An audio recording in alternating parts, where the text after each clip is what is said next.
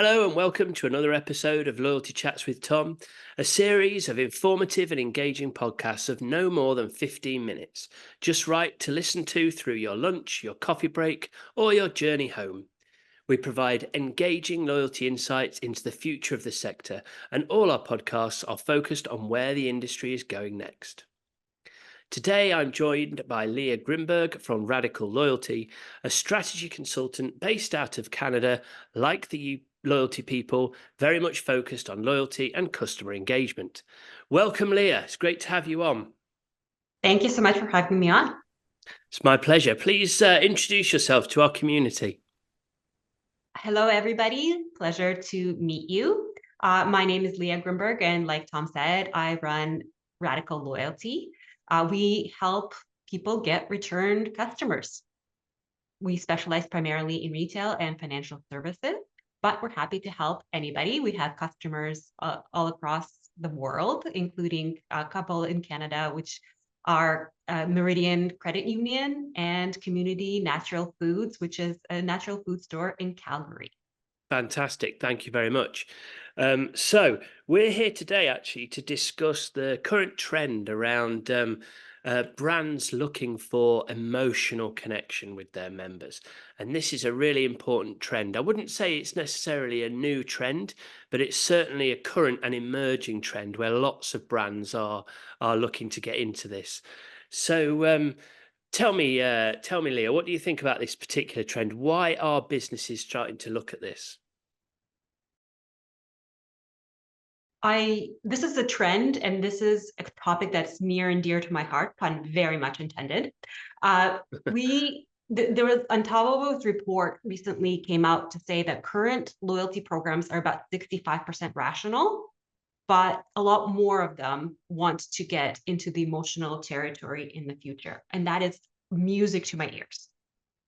So what we're seeing is that customers that are emotionally involved in the brand in the program provide a ton more value than just habitual customers.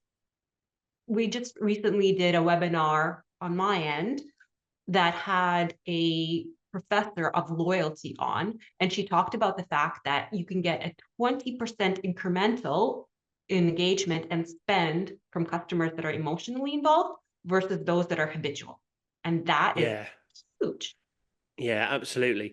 I think there's clear evidence and clear reasons why a brand would want to do this, and there's a lot of brands that do this really well. The brand that I really like that I think does this really well is Amex actually, because I'm a big Avios collector and I can do that through Amex. So there's a value proposition for me there, and actually a convenience proposition, and they're both good emotional connections. But what really connects me to that brand is the fact that Amex provides me with um, these kind of experiences, these money can't buy experiences, and treats me in a way that gives me kind of preferential accesses and things like that. And a really good example would be last year, me and Joe went to see my wife, Joanne, went to see Guns N' Roses in Hyde Park. And because we were a Amex member and because we had loads of points, we were able to get right up the front in the VIP area. And it just makes you feel emotionally good about having this long-term relationship with the brand. So I think that would be, what is quite a boring kind of transactional could be engagement with a brand like that, a financial service brand. They've actually created this really strong connection with me through these experiences that they offer. I think you also wanted to talk about Nike, maybe from a I slightly did. different side. I did. Well, I actually grew up at American Express. That was my first job right out of undergrad. So the fact that you're mentioning them is lovely to hear because this is where I grew up. This is what's ingrained in me. But Nike does a terrific job with that as well. Nike, you don't buy shoes on a daily or monthly basis, right? It's a less frequent purchase. But Nike does a fantastic job of embedding themselves into the life of their consumer. They want to have more of an emotional relationship. They have 3 different apps They have a custom design app, they have a training app, and they also have a running club app. So for instance, in their training club, members can set up specific goals. That could be nutrition goals, that could be weight loss goals, that could be fitness goals. And the way that Nike rewards them is through badges and through content. So depending on what people's goals are, they pair them with a coach that can help them move along in the direction, and specific rewards and milestone achievements along the way as well. And what I love about that is that it's not about the transaction specifically. It's not about the purchase of that shoe. It's about rewarding the life and the lifestyle of the member. And of course, Nike gains a tremendous amount of data about how their product is used in the life.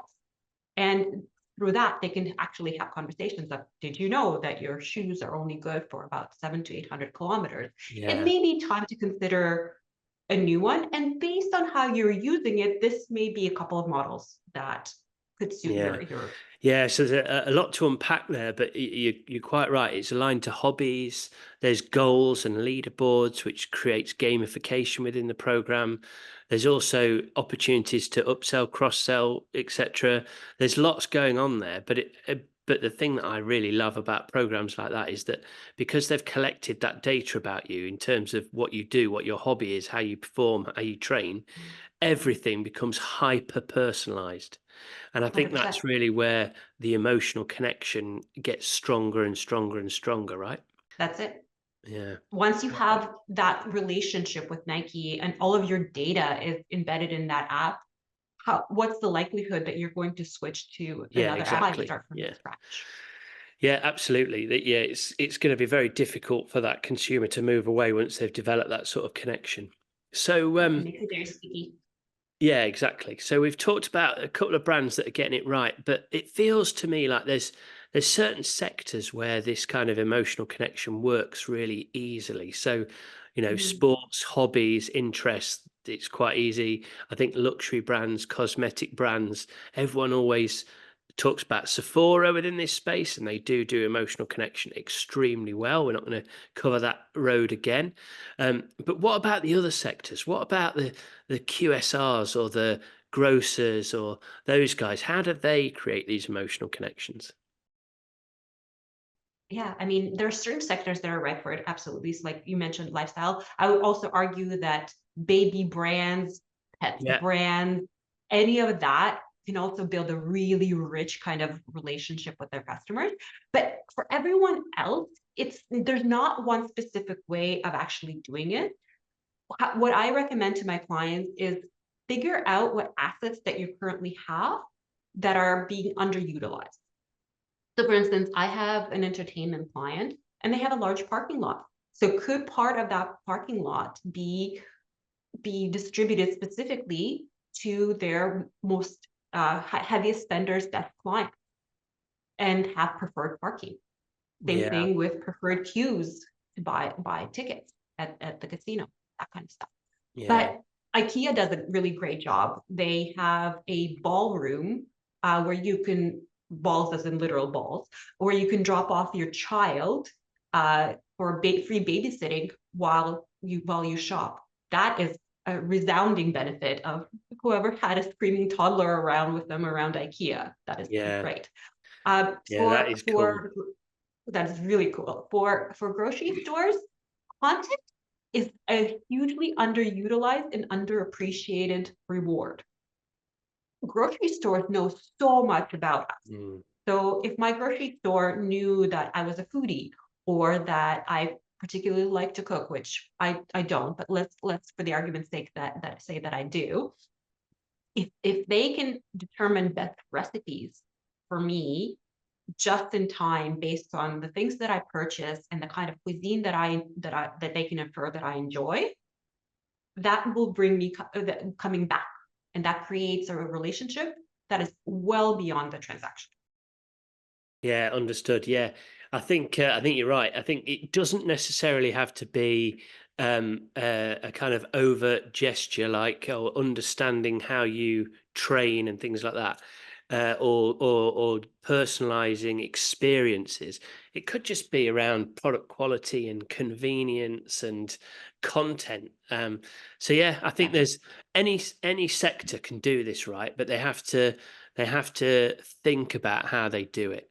So how do they do it? What's the best way for a brand to approach this particular challenge? Well, I say in general, if we, our industry focuses on the dividend and the rewards that we're providing this, and we're Mm, too heavily left brain leaning. Could we lean a little bit more into right brains and see if we can figure out a way to help people bond and help people create? And when I say bond, it's bringing communities together. And it could be like-minded individuals, it could be competitions like that can be set up among different stores or different groups of people, or it could be families shopping together. How do you create an environment where you can have a mother introduce her daughter to your product line, or her mother as well, so yeah, that it brings the entire family shopping together? yeah, And then and from a create perspective, how do you help the world at large? ESG is such a huge upcoming trend, and particularly the younger generation shops with their heart and shops with their values. So how does the program support the brand stand on ESG priorities and bring those mechanics into the program in a more substantial way than just allowing you to redeem your points for charitable organization? Make it really. yeah. Yeah, the sustainability and charitable angle is tough, I think. I like it, you're right, I like it, but I think brands have to tread very carefully. They have to be very precise on that front and very credible. If you get that Exactly. wrong, it only takes one warrior to really unravel it, and actually the damage of any kind of greenwashing or sports washing or whatever you want to call it can be significant. But no, I do agree that that can be a really strong route to creating an emotional connection. Okay, good. We're coming towards the end of the time, but one last question for you is how do you mentioned at the top of the call, at the top of the podcast, about how this creates revenue generation, 20% uplift, blah, blah. How do brands really measure what they're doing on an emotional connection basis? It is easy to measure the value of points, the value of promotions, etc. But how do brands measure the impact of engaging and investing in emotional connection? Yeah, that's an excellent question. Again, that was a question that I broached with my panelists on our webinar, and the expert in the field said that it has to be a combination of your existing analytics plus Mm, research and social media listening. So in research, you do have to ask the questions about how emotionally connected the consumers are and what role your brand plays in their life.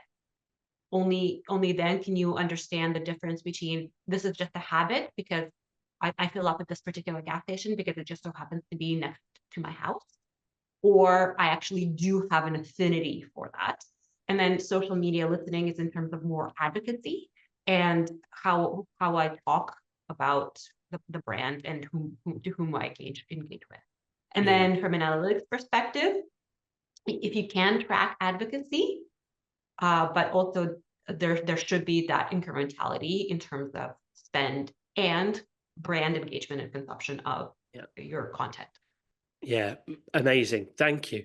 Well, this has been really insightful. I totally agree on that aspect of how you measure it, and I think that it's important to have some sort of measurement in there. Any investment needs to be measured, and like you say, if it can tie back through your existing analytics and additional research, it's well measurable and therefore something that brands need to engage with. As a final thought, what would you say to somebody who sort of says, "No, I don't need to create emotional connections. I have a program. It's never needed those before. I'm all right with a points-based program with redemptions." What would you say to brands out there that are just going to stick with what they've got?